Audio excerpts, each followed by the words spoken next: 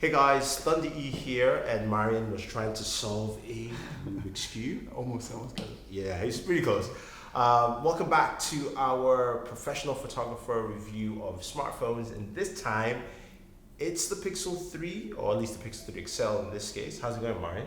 I'm good, thank you. And you? I'm good. So this time Marian has decided to use the Pixel 3 XL, and you know the deal. He's going to play around with the phone, using different scenarios, what he likes, what he doesn't like. So without even wasting time, let's jump in. Let's do it. We're starting with looking at the portrait mode, which, in case you have seen some of our videos, I am not the biggest fan of the digital artificial portrait mode because I'm a little bit spoiled by the big cameras I'm using with big sensors, where you get this natural fall off of sharpness towards the background. But I want to admit that the Pixel 3 is for the first time doing a real nice and organic job at this, at least to my eyes. You still get like the little unsharp edges around the subject. Actually, it seems like the resolution of where the sharpness hits unsharpness is a little bit reduced. I can see those like segments where a few pixels have been combined, those segments where you go from sharp to unsharp. But nonetheless, the general feel of this seems to be more natural to me than the other phones we have tested as of right now. So I like what's going on here. My usual complaint is that the background is becoming very blurry whilst the foreground always stays in focus. So that's the same here. You see maybe the hand of Przemek, my kitesurf buddy, is fully in focus, whilst the fins are slowly turning into a blur. Same here. This one is actually really interesting, I think, because the phone did a great job at gradually making the object that he's holding in his hand, the kite, more and more blurry towards the wingtip that's far behind him. You see, that's actually what you would expect from a big lens shooting on a big sensor. So here there's actually a really organic transition going on. The phone achieves this with just one lens compared to other phones like the iPhone and I think the Huawei and the Samsung who are using, these phones are using several lenses to get this mode. So I don't know how Google does it, but it does a very good job at this. But I think because there's a lot of artificial intelligence behind this, sometimes it goes wrong. Like for example in this photo where the sand, the beach behind my model in this case should be completely out of focus, but there are some very sharp areas, as well as the building here on the left side that randomly stays sharp. I don't know why this happened, but you have got those shots every now and then in between where things go a little bit wrong. Well, I guess it's a lot of mathematics. So on this one I was trying the HDR Enhanced mode. I want to say that I've been shooting a lot with the HDR Plus mode. I had this one basically always enabled because I thought that it did a very good job at, for example, recovering clouds that are in the background. It did a very organic job. The last phone that we've been testing was the iPhone SX Max. So, and I thought that the iPhone was doing a very good job at those smart HDRs, and with the Google Pixel it's called HDR Plus or HD Plus. HDR Plus Enhanced. So I left the HDR on because it was doing a very good job, and in this one I tested the HDR Enhanced. So I was expecting that it really tries to recover as much as it can, for example, out of the sun here, which has a big white halo around it. So this is like, the sun is gone, basically. There's nothing left inside the JPEG. But then I took the RAW file and recovered, and I could actually recover even more of the clouds around. So in the RAW file you have more information than in this particular case in the JPEG. It does look very natural though, even the enhanced HDR mode. And the reason why I took this particular image to test, or this particular environment to test the HDR Enhanced mode, was because I was expecting the phone to shoot several images and stitch them together. But in this case, there's so much moving water surface, and I would have expected some of the water drops to have some halo ghost water drops around them. But it seems like the Pixel just took one single image to do all this HDR Enhanced mathematics. So I don't know how it did it. It did a decent job. you get a good file out of this.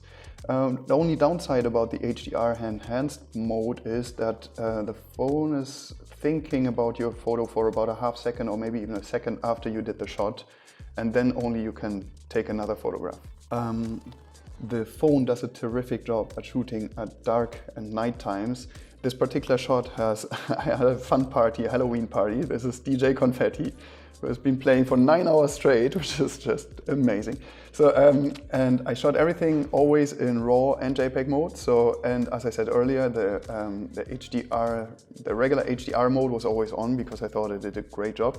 So here's a JPEG compared to a RAW file. I actually put a little bit of contrast on the RAW file to match the JPEG.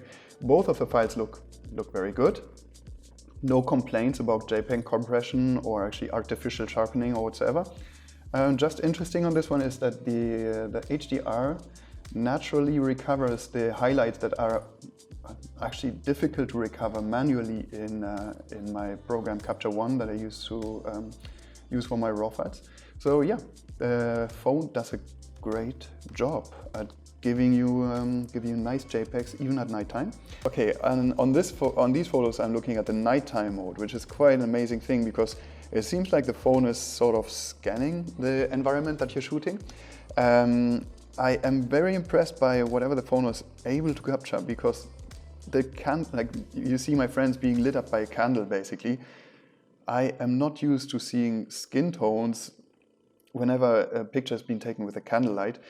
Even more impressive than that is that the light that you see in the background, the blue light, is basically nighttime. This is leftover street light that's coming into this bar. So this photo, the environment that I took this photo in was much more moody than what you see here.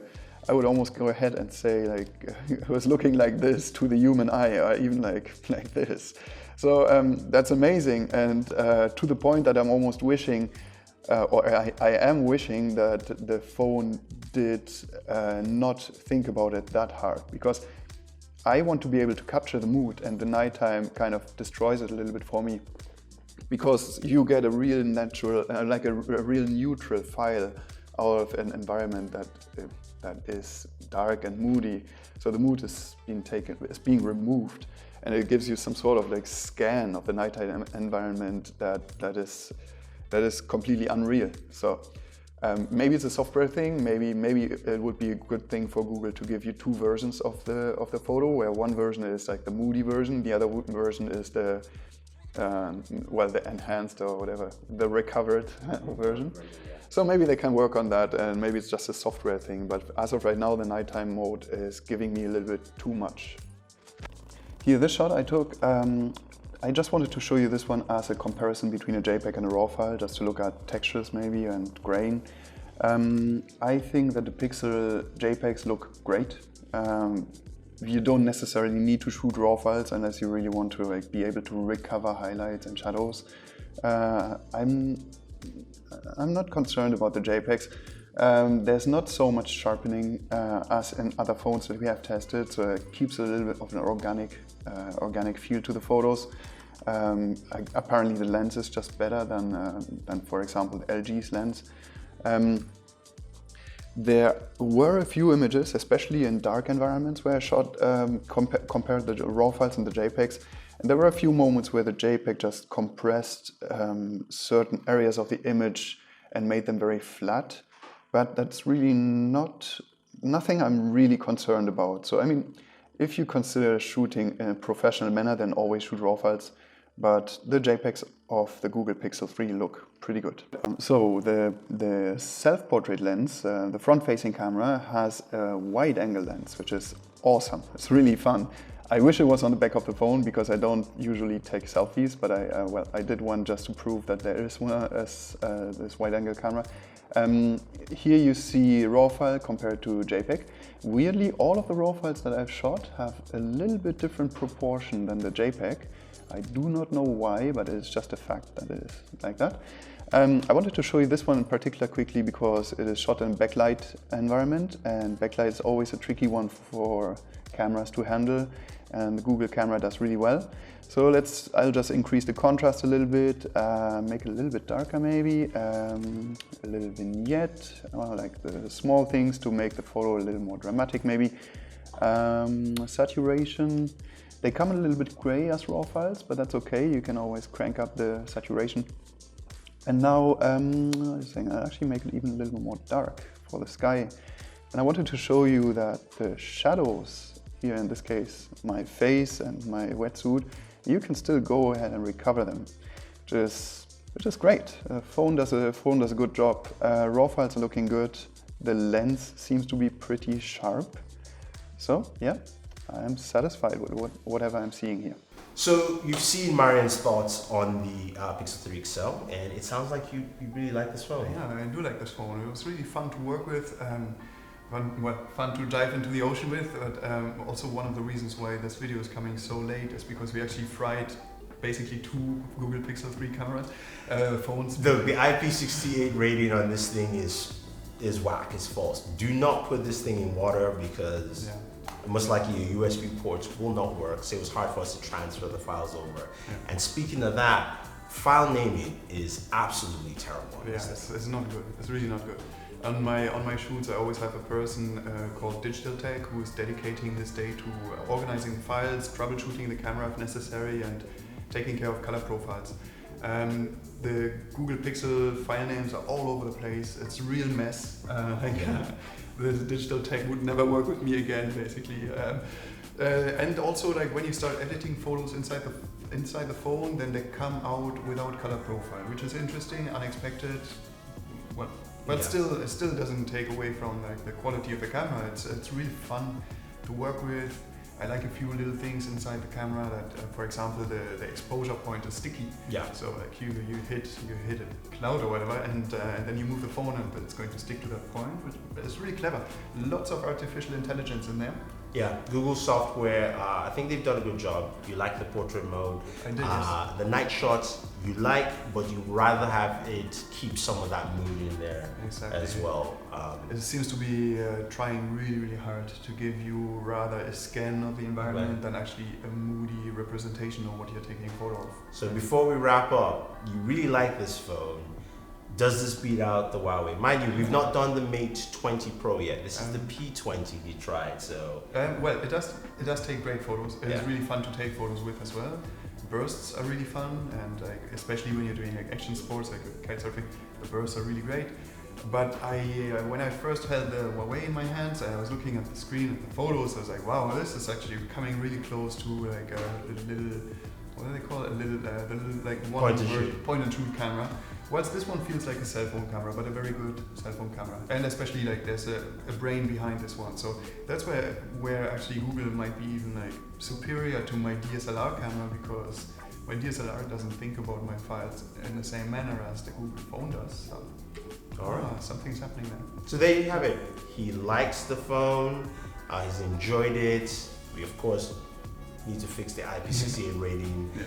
But if you have any questions or any comments for Marian or myself, let us know. Definitely we'll try and also add, not today, but I'll add images for you so you can check out. And this is Alaska, who I'm allergic to, by the way, guys. So I don't just want to have a cat in the video, like some of you claim. But definitely follow Marian Sells on Instagram. It is Marian Sell. And I also leave the link for you guys down below. Don't forget to like and share this video, favorite this video, subscribe to the channel, and always enjoy your entertainment. Bye-bye.